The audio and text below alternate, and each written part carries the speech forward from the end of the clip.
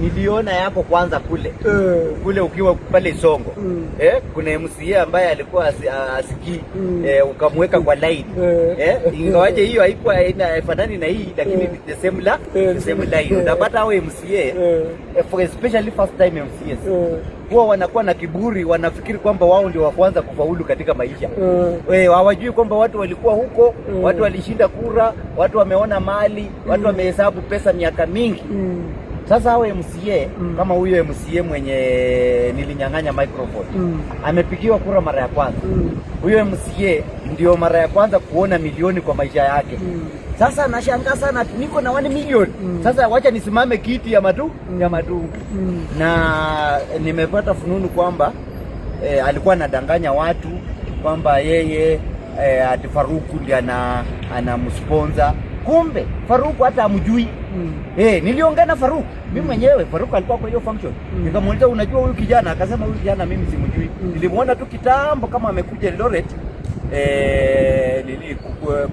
kununua matairi, kwa sababu alikuwa anafanya hii biashara ya matairi za second hand. Sasa alikuwa ameenda kwa Faruku kununua matairi za trailer za second hand, ndio aenda auze wapi?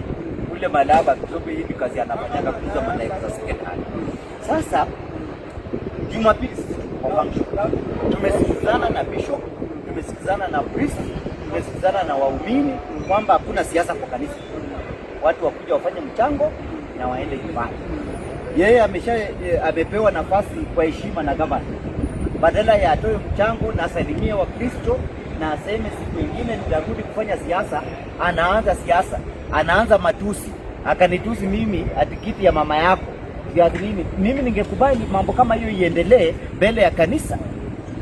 Singekubali mtu ambaye anatoa matamshi ya matusi, matamshi ya kudhalilisha viongozi mbele ya kanisa. So ikabidi mimi kuokoa kanisa na maadili mema. Nikampokonya hiyo kipaza sauti na kumwambia aenda kae chini. Na alikuwa analalamika, sijui watu wamengoja kuvunja magari zangu. Hana gari huyo mtu. Sasa sijui alikuwa anataka wavunje gari gani. Na sasa mheshimiwa, nikuulize, nimeona ameweka picha nyingine. Ulikuwa umeweka kitu ya white. Sasa ameweka kitu kingine kwa mdomo. Anasema sijui ilikuwa ni banki. Ni nini nilikuwa umeweka kwa mdomo?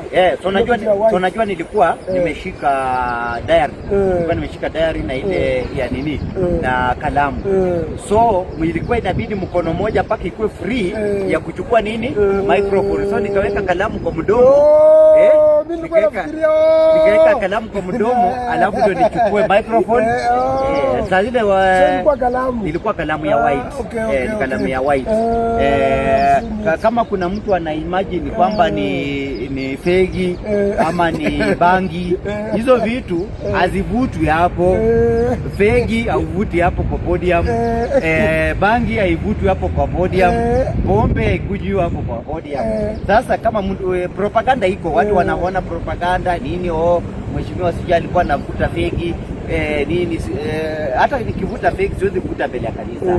Nikivuta bangi siwezi kuvuta mbele ya kanisa. Nikikunywa pombe siwezi kunywa mbele ya kanisa. Lakini ukiongea ujinga mbele ya kanisa, nitachukua microphone. Na kwanza huyo mtu akuwe na bahati sana. Mheshimiwa Salasi, huyo kijana ako na bahati sana, ilikuwa kanisani. Ingekuwa mahali pengine kwa public rally ama mahali pengine popote, ningemfunika kofi mbaya sana. Kwa sababu hiyo ni ushenzi. Mtu mwenye hana akili anasimama mbele ya watu ati pia anaongea. Anaongea nini? Huyu kijana kwanza ni mwizi wa ng'ombe. Ng'ombe zinapotea Matungu zote, yeye ndiye anajua kwenye wanaenda. Lori yake yenye sio lori yake, hata ni lori ya bibi. Muhano hivyo ni wakula lori yandi kwa 77. Nekayaka noke konyera ndi lori yeshiro okuto kuchinga zing'ombe zo bwizi.